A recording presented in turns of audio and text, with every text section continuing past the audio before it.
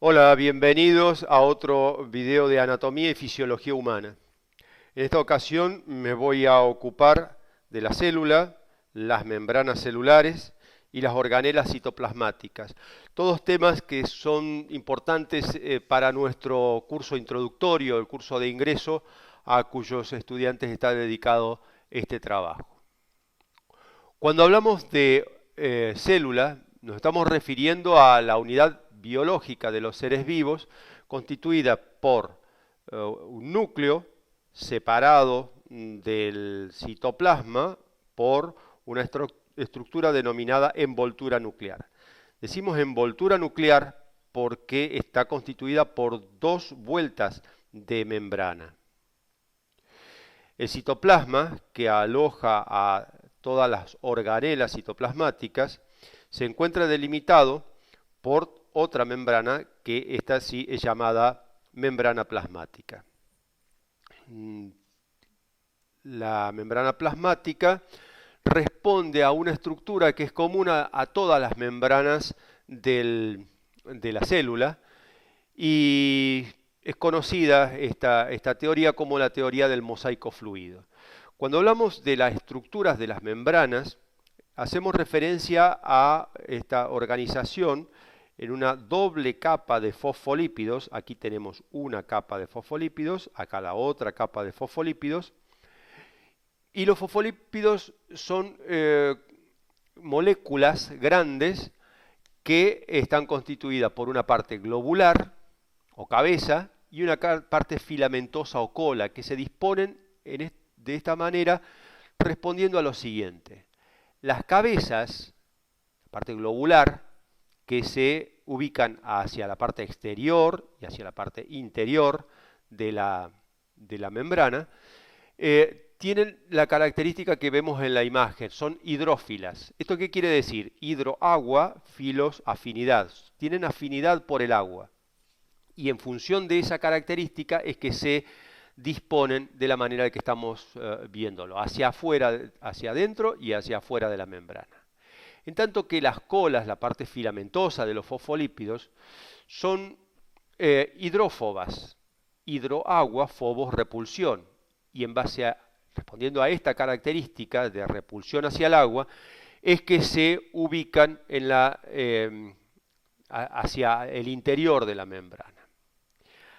Además de los fosfolípidos, a la membrana plasmática la conforman las proteínas, que actúan como una especie de canal para el ingreso y egreso de las diferentes sustancias. Hay proteínas que atraviesan la totalidad de la membrana como esta, la doble capa, o hay otras proteínas que se ubican en la capa externa, otras que se ubican en la capa interna de los fosfolípidos.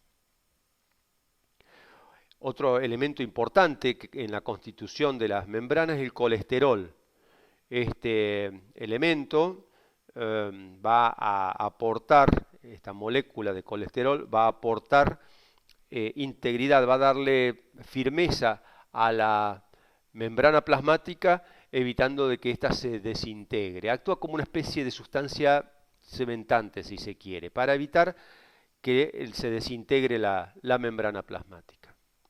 Todo esto que decía corresponde a todas las membranas de la célula, sea la envoltura nuclear con sus dos capas de membrana, sea a las membranas de algunas organelas que veremos a continuación, pero este último elemento, la cadena de glucoproteínas, se ubica en la parte externa solamente de la membrana plasmática y actúa como si fuese el documento de identidad de la célula, que la va a identificar como una célula propia del organismo para cuando lleguen, a través de la circulación, lleguen las células y los elementos del sistema inmunitario.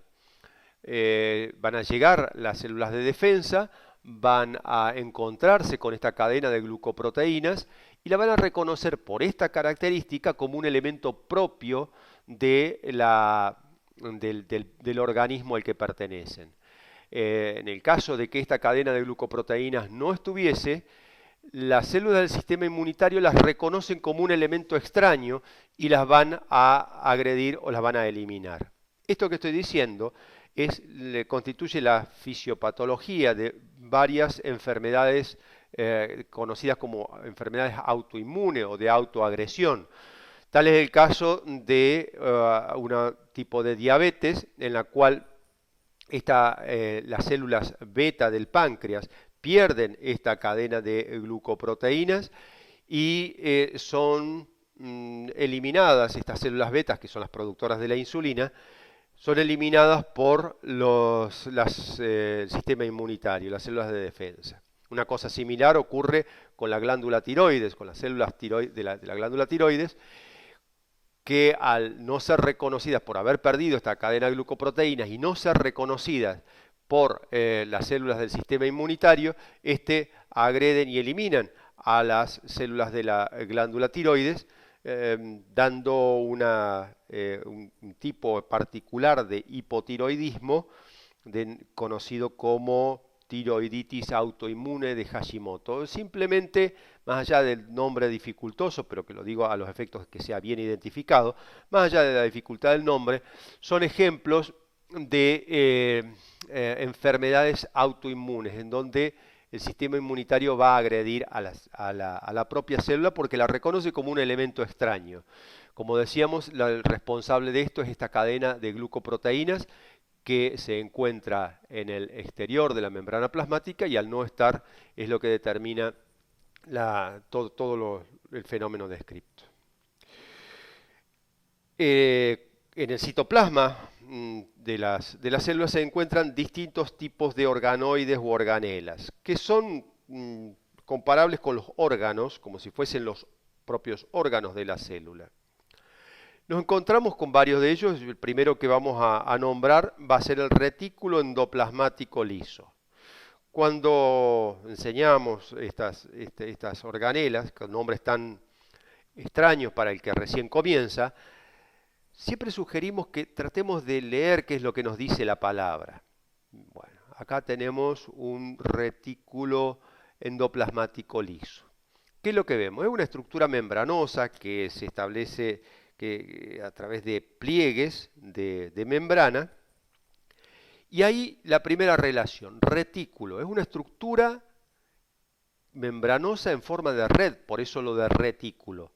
Y endoplasmático porque está en el interior del citoplasma. Por eso ¿qué nos dice la palabra? Que es una estructura membranosa en forma de red ubicada en el interior del citoplasma. Y liso porque en su superficie externa de este retículo endoplásmico liso no tiene ningún elemento que altere esa lisura que se expresa en el nombre.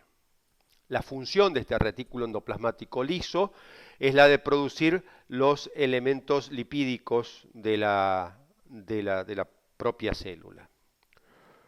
Otra de las organelas conocidas es el retículo endoplasmático rugoso.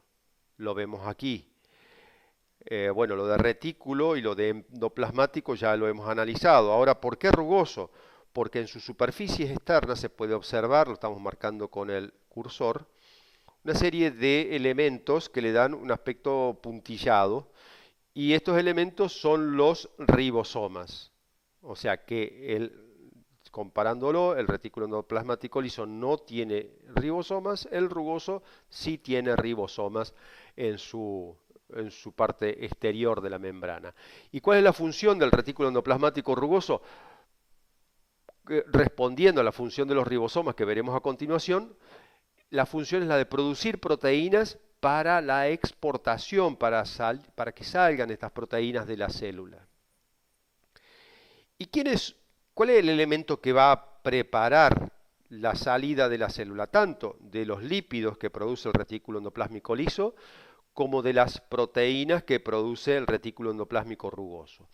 Hay una organela que prepara, como si las empaquetara a las producciones de estos retículos, que es el aparato de Golgi. El aparato de Golgi lo estamos viendo aquí, es una organela que se ubica a continuación de los retículos, y una vez que está formada, en este caso estoy señalando el rugoso, una vez que está formada la proteína lista para la exportación, pasa a través de las membranas del aparato de Golgi, que, como decíamos, lo eh, prepara para la salida de la célula.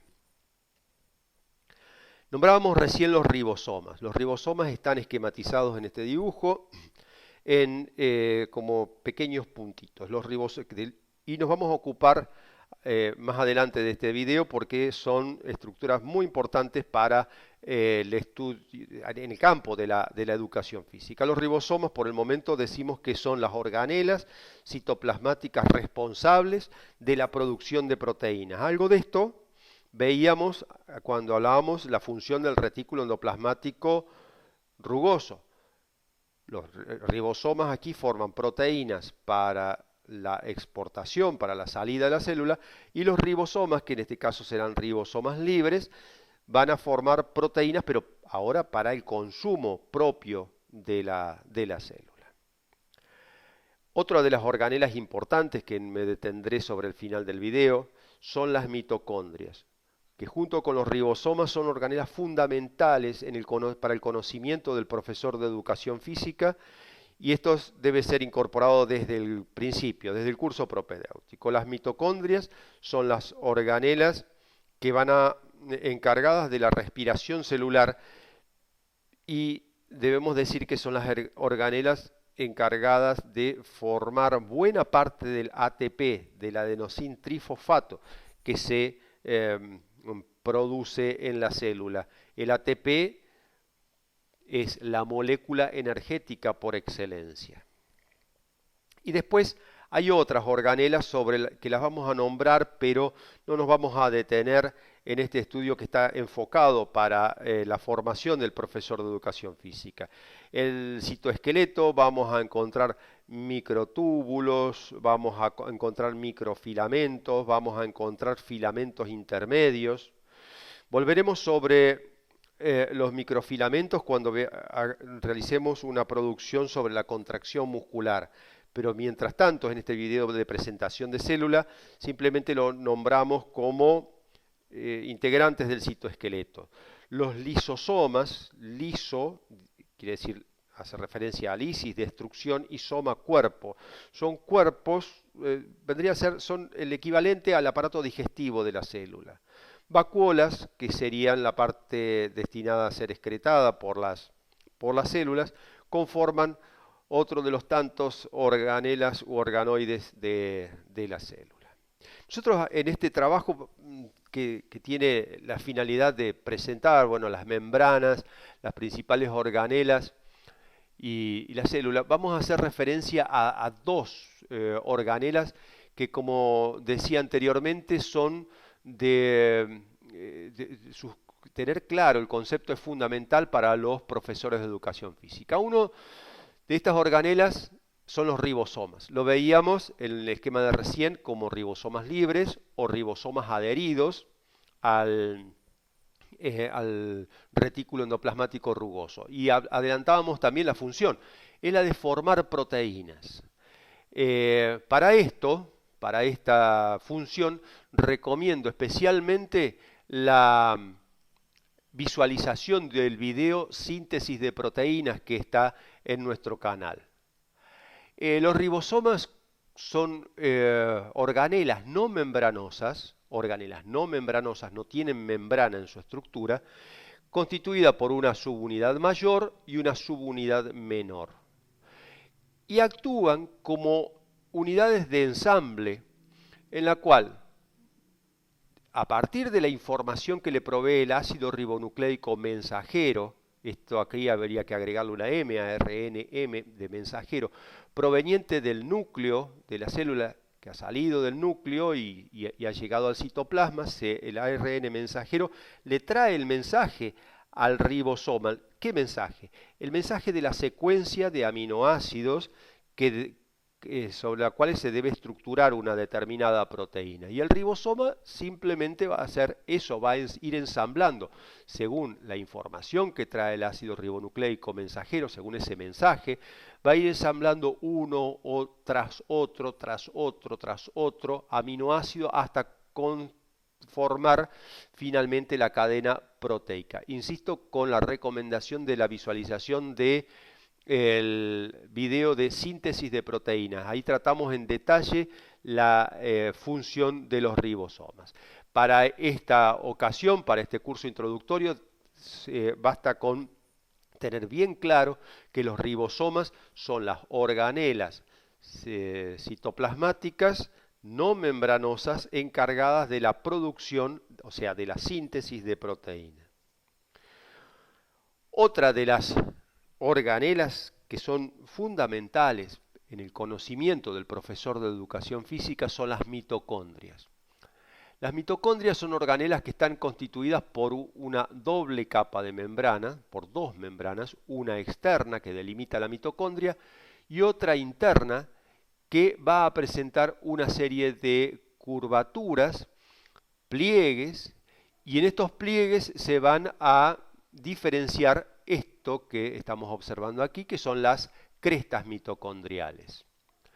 Otra de las características que tiene la mitocondria es que tienen ADN, ácido desoxirribonucleico, lo que les da la capacidad para reproducirse. Tengamos en cuenta que entonces a partir de esto y que si las mitocondrias se pueden reproducir y que son las organelas encargadas de la respiración celular y de la producción de ATP, de adenosín trifosfato, o sea, la molécula energética por excelencia, unamos todas estas ideas en un concepto más amplio y pensemos que la resultante de un entrenamiento aeróbico a nivel biomolecular va a ser el aumento del número de mitocondrias. ¿Por qué una persona luego de un entrenamiento adecuado puede, por ejemplo, trotar, correr mayor cantidad de tiempo cubriendo mayores cantidades de distancia? Por el hecho de que en el proceso, el fenómeno biomolecular que ha ocurrido es que en base a esta capacidad de reproducirse que le da el ADN, hay más cantidad de mitocondrias. En síntesis, un entrenamiento aeróbico es un estímulo que produce modificaciones a nivel biomolecular y esas modificaciones, una de ellas, es el aumento del número, de la cantidad y de la calidad de las mitocondrias. Las mitocondrias vamos a diferenciar en el interior de su membrana interna, vamos a diferenciar un espacio que es conocido como matriz mitocondrial que vamos a mencionar a continuación. Y la parte de la mitocondria que se encuentra entre la membrana externa y la membrana interna se llama espacio intermembranoso. Todo esto es fundamental, el tema de las mitocondrias, por los procesos energéticos. Esa energía que habíamos dicho que es la capacidad para realizar trabajo, que se obtiene de los nutrientes. Pero los procesos a nivel biomolecular son diferentes. Y así vamos a encontrar que tenemos tres procesos fundamentales por los cuales se va a obtener energía. La glucólisis, que es la degradación de la glucosa, que es un proceso que se da en el citoplasma de la célula. Eso hay que tenerlo en cuenta, en el citoplasma de la célula, fuera de la mitocondria, en el citoplasma.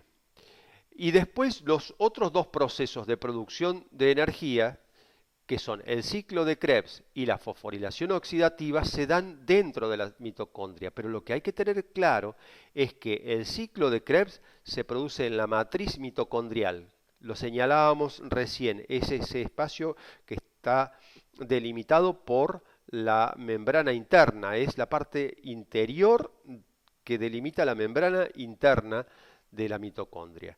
Y la fosforilación oxidativa es un proceso de obtención de energía, de generación de energía, que se produce en las crestas mitocondriales. El ciclo de Krebs se produce en la matriz mitocondrial, aquí, y la fosforilación oxidativa se produce aquí, en las crestas mitocondriales. Estos, si bien son temas más avanzados, debemos dejar sentadas las bases en este curso propedéutico para poder estudiarlos a continuación una vez avanzada la carrera. Bien, con esto finalizamos lo que queríamos compartir acerca de células, eh, membranas y organelas celulares para nuestro curso introductorio, y cada uno de estos temas a lo largo del año será ampliado en las respectivas asignaturas que iremos poniéndonos en contacto. Mientras tanto, como siempre hacemos, ante cualquier duda te invitamos a que te contactes con nosotros a través del Facebook educativo Cátedra de Anatomía Funcional o del correo electrónico alfredorafaelmurici@gmail.com. Si querés compartir más información sobre estos temas, te invitamos a que visites nuestra página web. Y como siempre te digo, si este video te ha resultado de interés y ha sido un aporte para tu formación que consideres de valor, te pedimos que nos acompañes con la suscripción a este canal YouTube y nos apoyes con un me gusta al video de YouTube, ¿sí? Es importante para nosotros esto porque nos ayuda a sostener este canal en la web. Muchísimas gracias y me despido cordialmente hasta otra oportunidad.